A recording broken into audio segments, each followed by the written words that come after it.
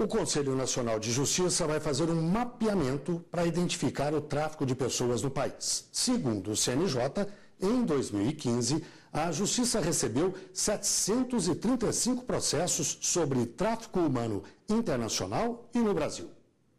O relatório Justiça em Números de 2015 mostra que houve um aumento de 30% do tráfico de pessoas em relação a 2014.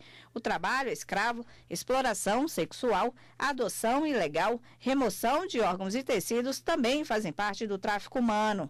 Segundo a Organização das Nações Unidas, 1 em cada 100 pessoas consegue ser resgatada e 80% das vítimas são mulheres e crianças forçadas a trabalhar na prostituição. Segundo o Conselho Nacional de Justiça, também é muito comum traficar pessoas para trabalhar em condições de escravidão na indústria têxtil.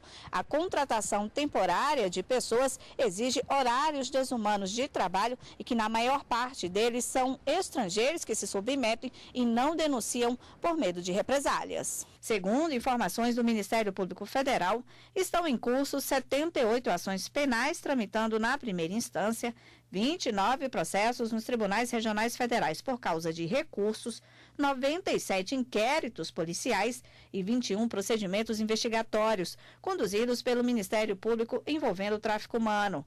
O Disque 100 da Secretaria de Direitos Humanos registrou no ano passado mais de 133 mil denúncias de violação de direitos humanos. Desses, 106 foram de tráfico de pessoas. Segundo a Organização Internacional do Trabalho, em 2014, foram movimentados cerca de 150 bilhões de dólares em todo o mundo com o tráfico humano. De acordo com o Conselho Nacional de Justiça, a falta de cultura para enfrentar o tráfico humano e a conscientização dos agentes que trabalham em locais comuns de circulação de vítimas e criminosos, como aeroportos, dificultam a identificação de vítimas e criminosos. No ano passado, a pena para quem comete o tráfico humano aumentou e ela varia de 4 a 8 anos de prisão, podendo ser aumentada em alguns casos, se a vítima for criança, adolescente, idoso ou com deficiência. Vamos conversar sobre o tráfico humano com o advogado Vandelino Cardoso. Boa tarde, Vandelino. Obrigado por estar aqui conosco. Obrigado. O que caracteriza exatamente o tráfico humano? Isso. Na realidade, a instigação, a violência, a força ou a persuasão psicológica ou qualquer outro método estratégico de mobilizar a capacidade de locomoção da pessoa é uma forma de cercear para poder conduzir para um ato ilícito dessa natureza. Agora, o tráfico de pessoas envolve principalmente que tipo de exploração?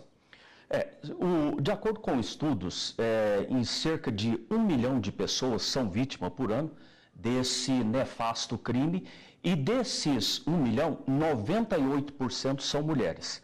E dessas quais a maioria são para tráfico de exploração de natureza sexual. Esse é um estudo do Parlamento Europeu, não é isso? Estudo do Parlamento Europeu que concluiu esse estudo de forma, inclusive, assim, bastante precisa, porque a Europa tem sido, às vezes, muito mais vítimas de recepcionar pessoas dessa natureza do que, às vezes, outros países. Agora, o senhor disse que são principalmente as mulheres as vítimas e que é para o tráfico sexual, mas há também a questão do tráfico para o trabalho escravo e para a extração de órgãos, não é isso? Eles têm algum peso também. Isso. Evidentemente que quando o legislador criou a Lei 3.344/16, ele não foi exclusivista no que se refere a questões dessa natureza.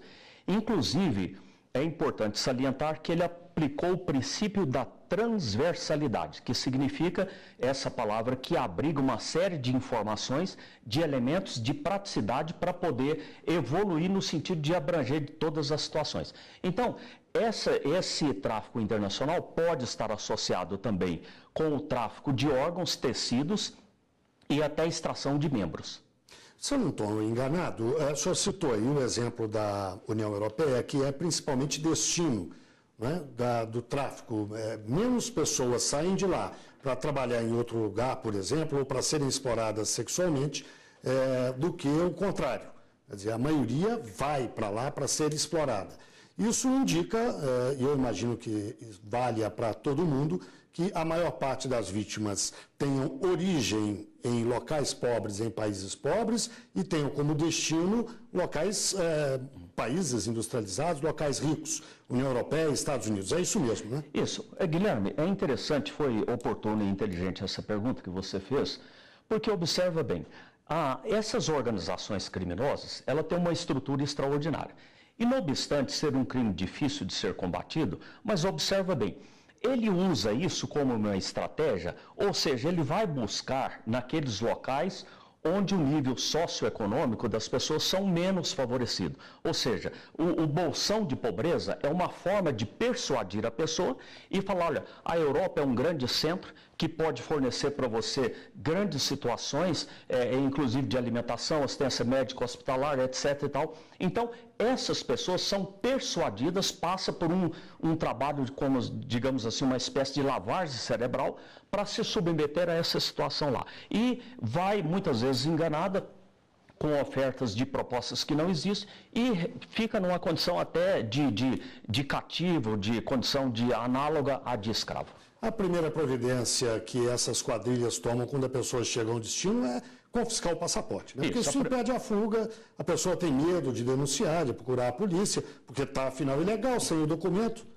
Isso. Essas organizações criminosas, elas já têm um centro de recepção para poder fazer uma triagem e uma estrutura de tornar essas vítimas ainda mais cativas.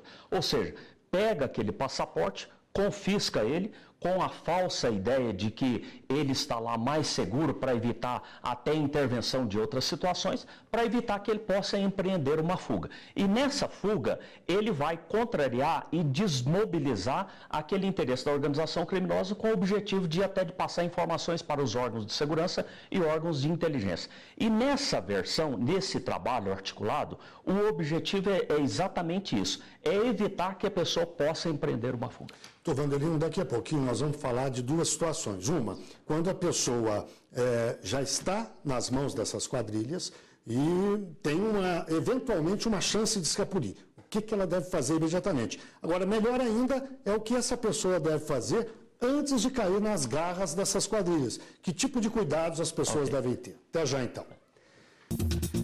Nós voltamos a falar sobre o tráfico humano e estamos conversando com o advogado criminalista Vandelino Cardoso. Doutor Vandelino, há pouco nós falávamos, o que as pessoas devem fazer quando pressentirem que podem estar caminhando para a exploração, ou sexual, ou pelo trabalho, ou qualquer coisa do gênero, ou seja, para o tráfico? O que elas devem prestar atenção para não se tornarem vítimas? O primeiro procedimento, Guilherme, é que as pessoas que ela pressentir que ela está sendo vítima para ser cooptadas por essas organizações criminosas, em silêncio, ela deve comunicar de imediato com a polícia. De preferência a Polícia Federal, quando se tratando de tráfico internacional de droga, de tráfico internacional de pessoas, em razão de expor ao território, transpor o território nacional. Mas em que sinais elas devem prestar atenção? Por exemplo, no caso do tráfico sexual.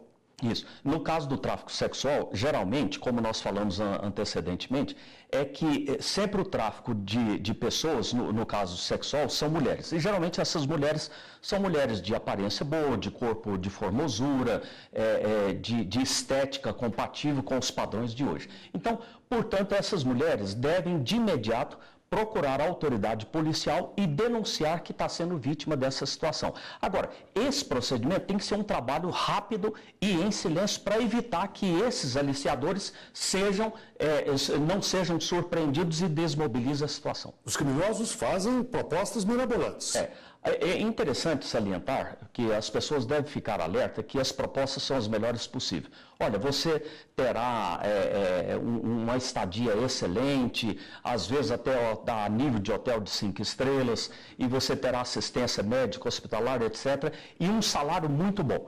E, na realidade, a rigor, essas propostas ela têm o objetivo principal de persuadir a pessoa e transmitir uma falsa ideia, e a pessoa se sente encorajada com isso e se submete a uma realidade. Agora, digamos que, infelizmente, alguém acabe vítima dessa situação e, chegando no país fora do Brasil ou em qualquer outra circunstância, ela tem uma chance de escapulir. O fazer imediatamente? Se ela tiver uma chance de escapulir, de imediato, ela deve procurar a autoridade policial e, em seguida, se for numa capital, a embaixada. Se não for na capital, qualquer órgão consular ou qualquer órgão de representação diplomática do Brasil, para que ela possa denunciar e ter assessoria jurídica e um abrigo até que solucione os principais elementos. Se ela estiver sem o passaporte, melhor ela procurar a polícia sem passaporte do que ficar na mão do bandido com o passaporte. O passaporte, é claro que ela vai relatar para a autoridade policial, por órgão consular